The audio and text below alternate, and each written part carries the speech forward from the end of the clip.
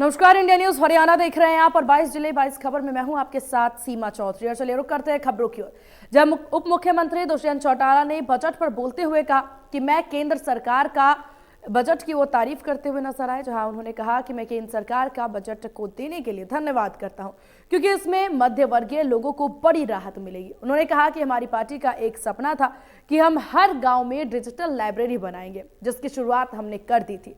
आज केंद्र सरकार ने घोषणा की है कि पूरे देश में तमाम गांवों में डिजिटल लाइब्रेरी बनाई जाएगी।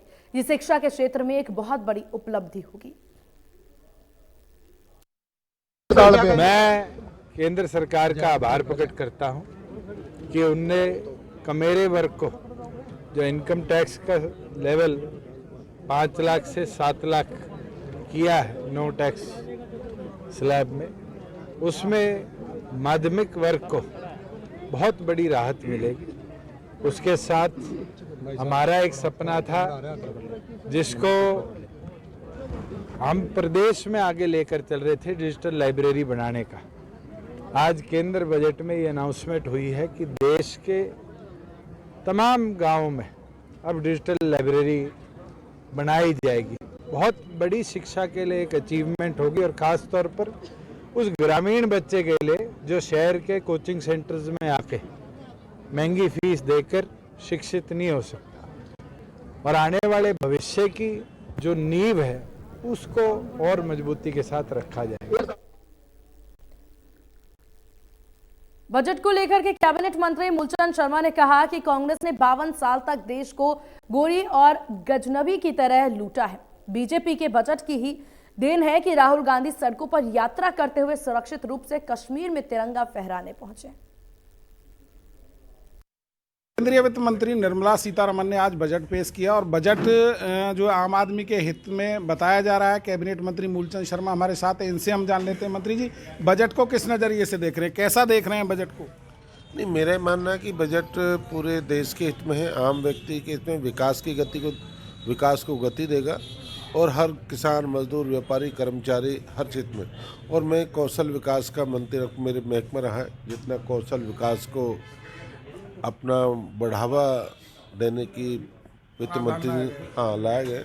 ये अपने आप में कि हम सरकारी नौकरी हर एक को नहीं दे सकते, पर क्या है कि हर आदमी को अपना काम करना पड़ेगा, अपने कारोबार पर अपने ध्यान देना, और इस बजट में चीज़ रखी गई है। किसानों की बात करें, मध्यम वर्गीय परिवारों की बात करें, तो उसको लेकर कैसे देख रहे हैं?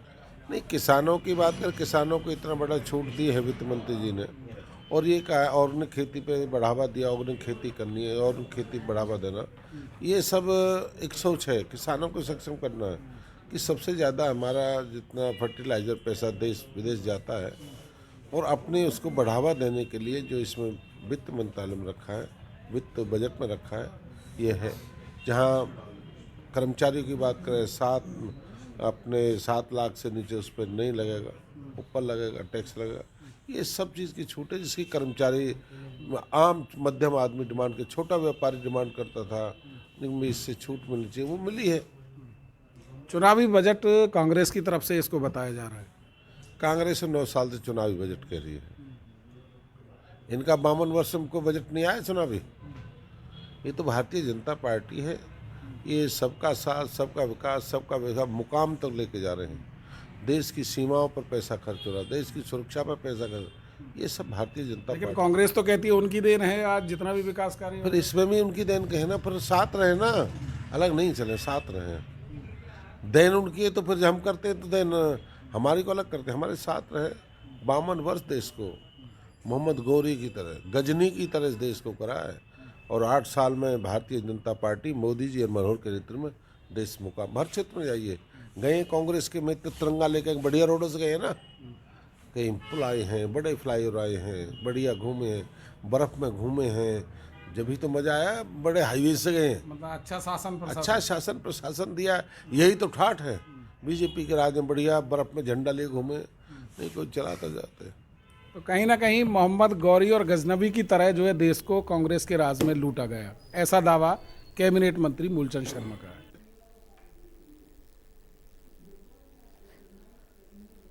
वहीं केंद्रीय बजट पर पंचायत एवं विकास मंत्री देवेंद्र बबली ने प्रतिक्रिया देते हुए कहा कि यह बजट आमजन के लिए अच्छा है। प्रधानमंत्री नरेंद्र मोदी के नेतृत्व में सरकार जनहित के लिए काम कर रही है। देवेंद्र बबली ने कहा कि प्रदेश सरकार भी जनहित को देखते हुए बजट पेश करेगी। इस अच्छा ही बजट मैं कह सकता हूँ कि माननीय हमारे नरेंद्र मोदी जी के नेतृत्व में हमारी जो मिनिस्टर हैं उन्होंने दिया है, और हरियाणा के लिए भी एक अच्छा बजट है। मैं उसकी माननीय मुख्यमंत्री जी ने सभी विधायकों से और लोगों से उसका फीडबैक लिया है। एक अच्छा बजट हरियाणा प्रदेश में को आगे प्रगति के लेकर आएगा, ऐसा हमारी सरकार देने का काम करेगी। बजट को लेकर के पूर्व मुख्यमंत्री भूपेंद्र हुड्डा ने प्रतिक्रिया देते हुए कहा कि बजट महंगाई बढ़ाने वाला है और हरियाणा को बजट से कोई लाभ नहीं हुआ। हुड्डा ने कहा कि हर योजना में कटौती की गई है और कोविड में गरीबों को हुए नुकसान की भरपाई के लिए बजट में कोई प्रयास ही नहीं किया गया। केंद्र सरकार द्वारा पेश किए गए बजट को लेकर तमाम नेताओं की तमाम अलग अलग तरीके की प्रतिक्रियाएं आ रही हैं। वहीं रोहतक में पूर्व मुख्यमंत्री भूपेंद्र सिंह हुड्डा ने बजट को लेकर अपनी प्रतिक्रिया दी है। उन्होंने कहा है कि पेश किया हुआ बजट केवल महंगाई लाने वाला है और इस बजट में हरियाणा के लिए कुछ विशेष नहीं है। उन्होंने कहा है कि बजट में किसानों के लिए, युवाओं के लिए कोई खास प्रावधान नहीं किया गया है। वहीं उन्होंने कहा है कि कोविड की मार झेल रहे गरीब आदमी को उभारने के लिए बजट में कुछ भी नहीं किया गया है। वहीं उन्होंने किसानों की बात करते हुए कहा कि किसानों के लिए भी बजट में कोई खास प्रावधान नहीं किया गया है, बल्कि बजट हर वर्ग को निराश करने वाला है। वहीं उन्होंने हरियाणा सरकार पर कर्ज को लेकर भी कहा है कि हरियाणा सरकार पर कर्ज लगातार बढ़ रहा है। जब हमारी सरकार थी तो इतना कर्ज नहीं था, बल्कि मौजूदा भाजपा सरकार में 4 लाख करोड़ से ऊपर का कर्ज हरियाणा सरकार पर हो चुका है। और उन्होंने कश्मीर में राहुल गांधी की यात्रा को लेकर भी कहा कि जिस तरीके से भाजपा ने कहा था कि कश्मीर के माहौल को लेकर भाजपा द्वारा ये कहा गया था कि कांग्रेस को धन्यवाद करना चाहिए मोदी का, कि माहौल ऐसा बनाया गया जिससे राहुल गांधी की जो यात्रा थी वो आराम से कश्मीर से होकर गुजरी और लाल चौक पर बिना किसी संदेह के, बिना किसी व्यवधान के तिरंगा फहराया गया। उसी पर भूपेंद्र हुड्डा ने कहा कि हम भाजपा का धन्यवाद नहीं बल्कि हम कश्मीर की जनता का धन्यवाद करेंगे। वहीं उन्होंने हरियाणा के विषय में कहा कि आगामी जो हरियाणा का बजट आने वाला है वो अच्छा बजट होना चाहिए, जिसमें किसान की बात भी होनी चाहिए, MSP की बात भी होनी चाहिए, शिक्षा, स्वास्थ्य और रोजगार की बात भी होनी चाहिए। मेरे सहयोगी के साथ मैं राहुल आर्य, इंडिया न्यूज़, रोहतक।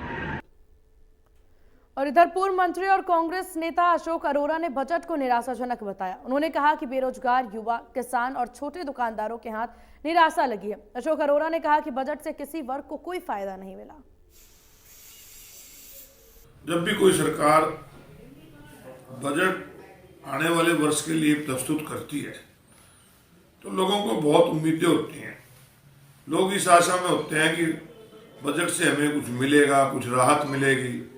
और विशेष रूप से इस बजट से, क्योंकि आने वाला चुनाव है, लोगों को उम्मीद थी कि सरकार उनके लिए कुछ करेगी, परंतु सब वर्ग को निराशा हाथ लगी। आज सबसे बड़ी जरूरत थी कि कच्चे तेलों के रेट घट रहे हैं तो सरकार अपनी ड्यूटी घटाती, डीजल और पेट्रोल पे असर पड़ता, महंगाई कम होती। रोजगार के लिए कुछ नहीं कहा, PP मॉडल करेंगे। 140 करोड़ की जनता का देश अगर प्राइवेट लोगों के हवाले कर दोगे तो कैसे चलेगी। तो इन्होंने किसी के लिए नहीं किया। किसान को उम्मीद थी कि सरकार ने जो वादा किया उनसे कि हम MSP पे कानून ले आएंगे, उसका इसमें कहीं भी जिक्र नहीं भी MSP पे कानून बनाने की बात करेंगे। एक बात कही इन्होंने कि हमने आय दुगनी कर दी। इससे बड़ा मजाक गरीब के साथ नहीं हो सकता, छोटे दुकानदार के साथ नहीं हो सकता, एक किसान के साथ नहीं।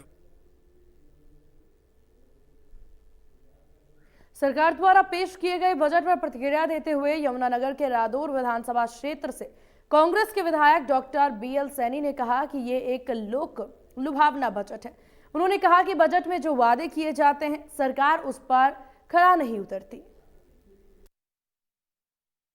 केंद्रीय वित्त मंत्री सीतारमन ने आज देश का बजट पेश किया, जिसको कामकाजी महिलाओं ने खूब सराहा। उनका ये कहना है कि सरकार ने महिलाओं का, हर वर्ग का ध्यान रखा है, क्योंकि सीताराम खुद महिला है तो उन्होंने महिलाओं की विशेष करके चीज़ों की ज़रूरत रहती है उनका ध्यान रखा। वहीं कामकाजी महिलाओं ने कहा, चाहे इनकम टैक्स की स्लैब की बात करें, चाहे स्पेशल फंड देने की बात करें, सेफ्टी की बात करें, इस तरह की स्कीमें लाई गई हैं जिससे जो महिला एम्पावरमेंट है वो मजबूत होगी। वहीं इसके अलावा जो चार्टर्ड अकाउंटेंट पंकज मलिक ने भी बताया कि सीतारमन का इस बार का बजट सबसे बेस्ट बजट कहा जा सकता है, जहाँ इंफ्रास्ट्रक्चर की बात करें या हर मुद्दे को सरकार ने छुआ है। वहीं रादौर से कांग्रेस विधायक BL सैनी ने कहा कि यह जो बजट है लोक लुभावना है। हालांकि कुछ एम्प्लॉइज़ को तो इसमें बेनिफिट की बात की गई है, लेकिन सरकार वादे भी कर देती है, स्कीम भी बना देती है, लेकिन अपनी बात पर वो खरा नहीं उतरती। BL सैनी का यही कहना है कि यदि सरकार बजट बनाती है, कोई पॉलिसी बनाती है, तो उसको जो है धरातल पर भी काम करना चाहिए। यमुनानगर से देविदास शारदा, इंडियन न्यूज़, हरियाणा। देखो, इस बात की उम्मीद तो हम 3-4 दिन से कर ही रहे थे। वो क्योंकि ये जो राहुल गांधी की जो बाहर जोड़ो यात्रा निकली है ना, इससे ये लोग घबरा गए हैं। अब बच्चा जो है कांग्रेस की बात कर रहे हैं, राहुल गांधी की जो यात्रा निकली है उसकी बात कर रहा है। उससे बीजेपी ने ये सोच लिया भी कहीं ऐसा ना हो कि नैया ना डूब जाए। तो एक प्रकार से ये चुनावी बजट है। बजट ना तो किसान के हक में है, ना महिलाओं के हक में है, ना कोई इसमें एजुकेशन की का है, ना कोई रोजगार की है, और ये जो ना गरीब आदमी का। और ये जो कह रहे ना कि 1,80,000 से 7 लाख कर दिया, कितने लोग टैक्स पेयर हैं? बहुत मुट्ठी भर लोग टैक्स पेयर है। किसान के पैसे के पास तो पैसा ही नहीं है, शहर में आम गरीब आदमी के पास पैसा नहीं है। ये तो बहुत संख्या थोड़ी है।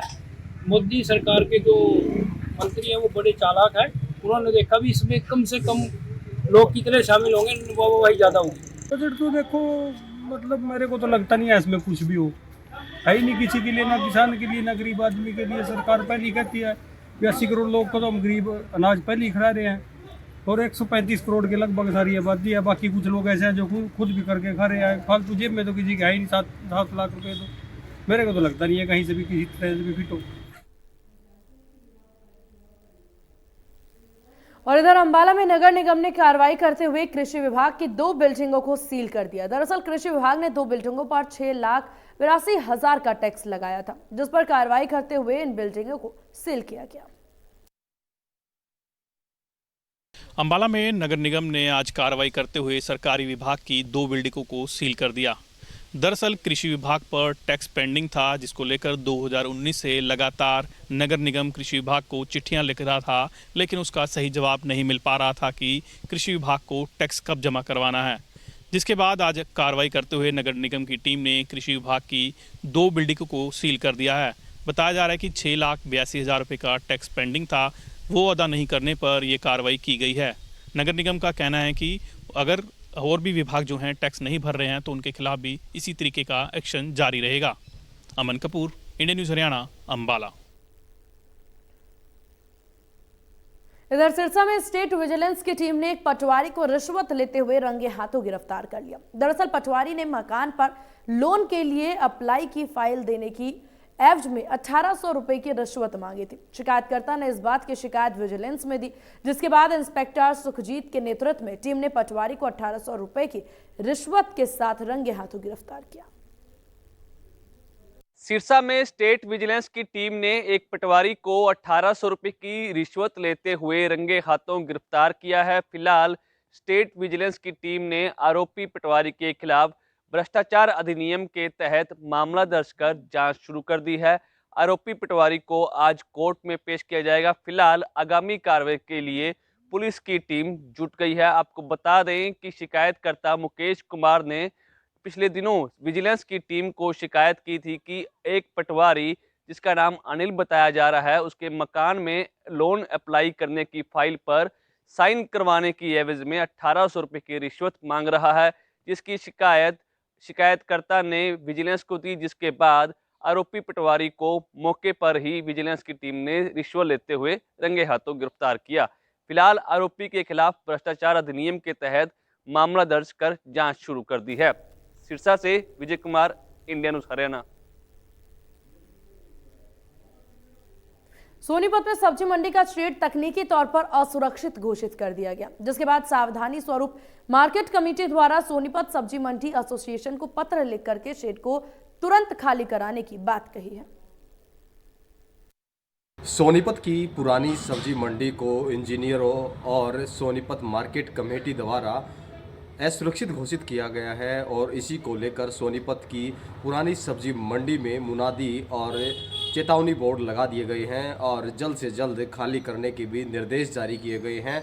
वहीं आड़ती और मंडी प्रधान एसोसिएशन द्वारा ऐलान ये भी किया गया है कि वो मंडी को किसी भी सूरत में खाली नहीं करेंगे और वहीं मार्केट कमेटी द्वारा लेटर जारी करते हुए ये लिखा गया है कि मंडी में किसी भी प्रकार की अप्रिय घटना घटित होती है तो उसके लिए मंडी प्रधान एसोसिएशन जो है वो जिम्मेदार होगी।